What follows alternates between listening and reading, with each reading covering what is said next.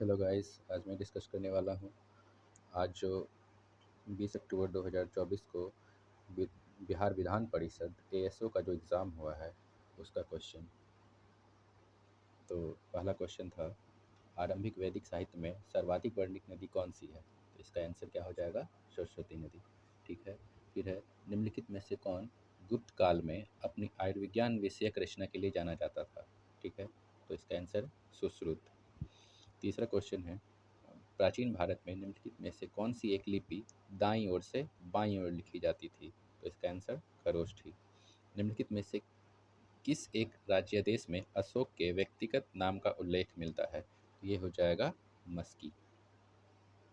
निम्नलिखित में से कौन सा प्राचीन भारत में व्यापारियों का निगम था? ये मणिग्राम। फिर है, निम्नलिखित मुस्लिम शासकों में किस एक को उसकी धर्मनिरपेक्षता में आस्था के कारण उसकी मुस्लिम प्रजा जगत गुरु कहकर पुकारती थी? तो ये हो जाएगा इब्राहिम आदिल शाह।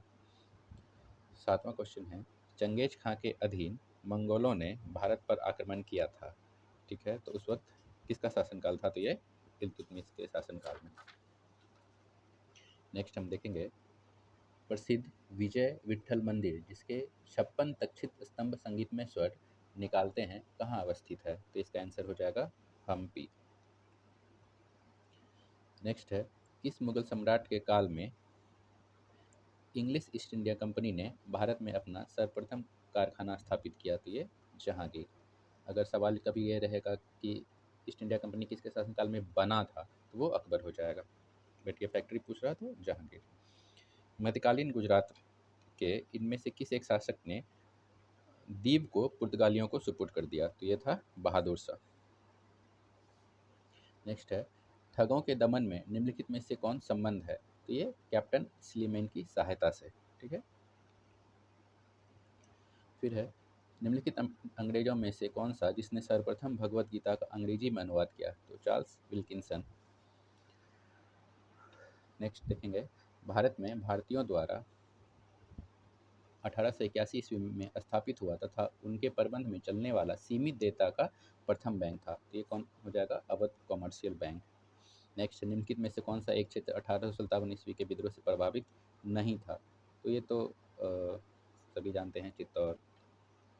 झांसी में लक्ष्मीबाई थी, जगदीशपुर में कुंवर सिंह थे, लखनऊ में हजरत महल थी।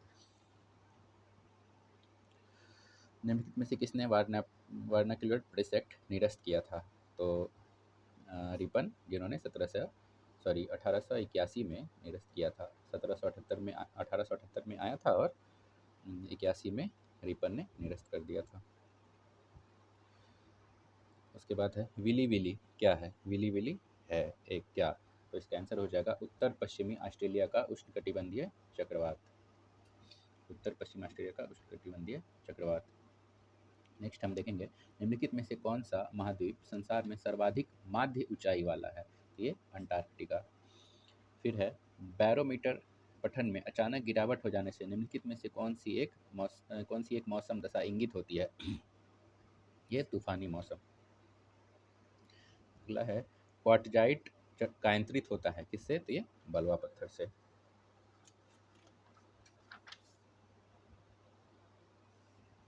फिर है, निम्नलिखित महासागरों में से किस में एक डायामेंटिना गर्त स्थित है? तो ये हिंद महासागर। नेक्स्ट है, निम्न नगरों में से माध्य समुद्र तल से किसकी ऊंचाई अधिकतम है? तो इसका आंसर है बेंगलुरु। गुरु शिखर पर्वत चोटी कौन से राज्य में अवस्थित है? ये राजस्थान। फिर है, ओंकारेश्वर परियोजना निम्नलिखित नदियों में से किस एक से संबंधित है? ये नर्मदा। ओंकारेश्वर डैम है नर्मदा पे, तो परियोजना भी में भी वही होगा। फिर है, बीटी कपास जैसी किसी आनुवांशिक रूपांतरित फसल की पैदावार के लिए जिस आनुवांशिक प्रौद्योगिकी मूल्यांकन समिति की अनुमति लेनी पड़ती है, वह अधीनस्थ है? तो एक होता है आनुवांशिकी प्रौद्योगिकी मूल्यांकन समिति। ठीक है। वो किस मंत्रालय के अधीन काम करता है? तो वह है पर्यावरण, वन तथा जलवायु परिवर्तन के। नेक्स्ट है, निम्नलिखित में से कौन सी फसल न्यूनतम जल दक्ष या लीस्ट वाटर एफिशिएंट फसल है? तो ये देखेंगे दोस्तों कि ये यूपीएससी 2021 का क्वेश्चन है और इसका आंसर यूपीएससी ने गन्ना लिया था। फिर है भारतीय शासन अधिनियम 1935 के द्वारा स्थापित संघ में अवशिष्ट संगतियाँ किसे दी गई? तो ये गवर्नर जनरल को। भारत के संविधान का कौन सा भाग कल्याणकारी राज्य के आदर्श की घोषणा करता है? ये राज्य की नीति के निर्देशक मतलब डीपीएसपी। फिर नेक्स्ट डीपीएसपी से ही है, भारतीय संविधान के अंतर्गत धन का केंद्रीकरण किसका उल्लंघन करता है? तो ये राज्य की नीति के निर्देशक तत्व हैं। फिर है भारत के निम्नलिखित संगठनों ने इन निकायों पर विचार करें। तो ये 4 ऑप्शन है, राष्ट्रीय पिछड़ा वर्ग आयोग, राष्ट्रीय मानवाधिकार आयोग, राष्ट्रीय विधि आयोग, राष्ट्रीय उपभोक्ता विवाद निवारण आयोग। इसमें से था कि कौन सा संवैधानिक निकाय है, ठीक है। तो संवैधानिक निकाय बस एक राष्ट्रीय पिछड़ा वर्ग आयोग इसमें से, तो इसका आंसर हो जाएगा केवल एक। नेक्स्ट है, भारत में निम्नलिखित में से किस संविधान संशोधन के लिए व्यापक रूप से यह माना गया कि उसे मूल अधिकारों की न्यायिक व्याख्या को अधिभूत करने के लिए अधिमित किया गया है? इसका आंसर हो जाएगा पहला संशोधन। नेक्स्ट देखेंगे, निम्नलिखित में कौन सा पंचशील का सिद्धांत नहीं है? ठीक है, तो इसका आंसर हो जाएगा गुट निरपेक्ष, क्योंकि इसका पंचशील सिद्धांत में जो था शांतिपूर्ण सहअस्तित्व भी है, एक दूसरे की क्षेत्रीय अखंडता तथा संप्रभुता के लिए पारस्परिक सम्मान भी है, और एक दूसरे के आंतरिक मामलों में पारस्परिक गैर हस्तक्षेप भी है। लोकसभा में अनुसूचित जनजातियों के लिए जिस राज्य में सर्वाधिक आरक्षित सीटें हैं वह है, ठीक है। तो अनुसूचित जनजातियों के लिए, ठीक है, शेड्यूल ट्राइब्स के लिए इस राज्य में लोकसभा की सबसे अधिक आरक्षित सीटें हैं, तो ये मध्य प्रदेश में, वहाँ पे भील जाति जो है ज़्यादा पाई जाती है। फिर है, भारत के उपराष्ट्रपति को पदच्युत करने का संकल्प निम्नलिखित में से कहाँ प्रस्तावित किया जाता है? तो इसका आंसर हो जाएगा केवल राज्यसभा में, क्योंकि ऐसे तो लोकसभा में भी जाता है, लेकिन अगर जब क्वेश्चन है कि कहाँ प्रस्तावित किया जाता है, तो मतलब प्राथमिक तौर पर देखा जाए तो ये राज्यसभा में ही किया जाता है। उसके बाद है, भारत की संचित निधि से निधि निकालने के लिए निम्नलिखित में से किसका अनुमोदन अनिवार्य है? तो ये भारत की संसद के। फिर है, भारत के उच्चतम न्यायालय में न्यायाधीशों की संख्या में वृद्धि करने की शक्ति किसमें निहित है? तो ये भी संसद में। नेक्स्ट है, केंद्र और राज्य के बीच होने वाले विवादों का निर्णय करने की भारत के उच्चतम न्यायालय की शक्ति आती है? तो यह है इसकी मूल अधिकारिता के अंतर्गत। अंडमान व निकोबार द्वीप पर निम्नलिखित उच्च न्यायालयों में से किस एक का क्षेत्राधिकार है? तो ये कोलकाता, ठीक है। भारत में रहने वाला ब्रिटिश नागरिक दावा नहीं कर सकता है, ठीक है, दावा नहीं कर सकता है।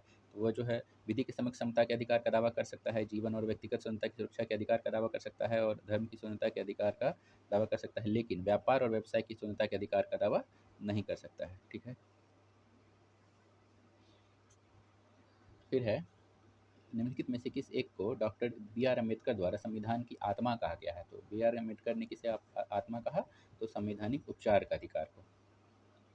फिर एक करेंट अफेयर से क्वेश्चन था, तमिलनाडु की सविता श्री भास्कर भारत की कौन सी भी महिला ग्रैंड मास्टर हैं? तो ये 25वीं ग्रैंड मास्टर हैं।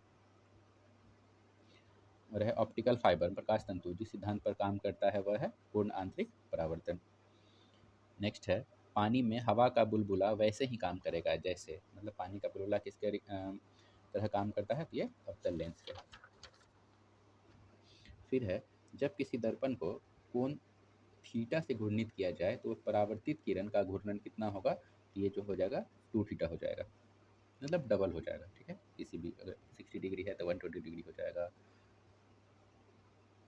घरेलू विद्युत तार स्थापन मूलतः है, ठीक है, जो हमारे घर में जो बिजली वायरिंग की जाती है तो वह किस क्रम में होती है? ठीक है, तो ये श्रेणी क्रम या समानांतर क्रम, तो इसका आंसर हो जाएगा समानांतर क्रम में या पैरेलल कनेक्शन।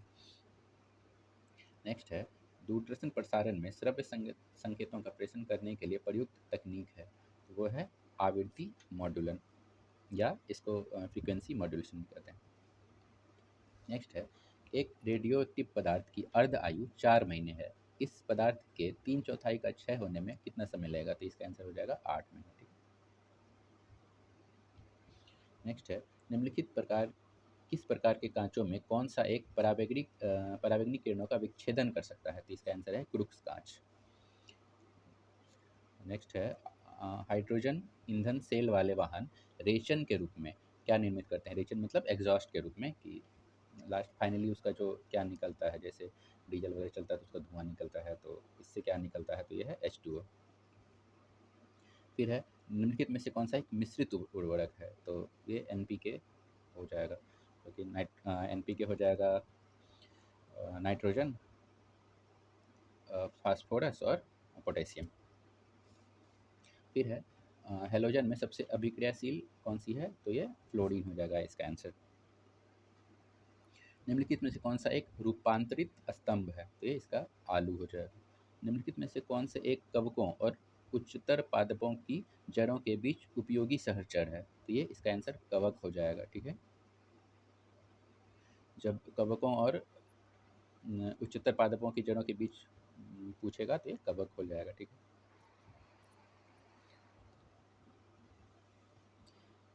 फिर है द ओनली स्नेक, एकमात्र सर्प जो घोंसला बनाता है। ठीक है, तो ये नागराज, किंग कोबरा। ठीक है, फिर है हीमोफीलिया एक अनुवांशिक विकार है जो उत्पन्न करता है, तो हीमोफीलिया क्या होता है, इसमें जो ब्लड क्लॉटिंग होना बंद हो जाता है, या रक्त अगर किसी का कहीं कट लग जाता है तो वो ब्लड कंटिन्यूसली निकलता ही रह जाता है और वो रुकता नहीं है। फिर है जब चींटियां काटती है तो वे अंतः अच्छेपित करती है, मतलब चींटियों में जनरली ये सवाल है कि चींटियों में कौन सा एसिड पाया जाता है चींटियों के डंक में, तो ये फॉर्मिक एसिड। ठीक है, तो यहाँ तक का था दोस्तों जीके और जीएस का क्वेश्चन। और मैं प्रोफेशनल यूट्यूबर तो हूँ नहीं, मुझे लगा कि एनालिसिस देना चाहिए क्वेश्चन, तो मैं डाल रहा हूँ। धन्यवाद।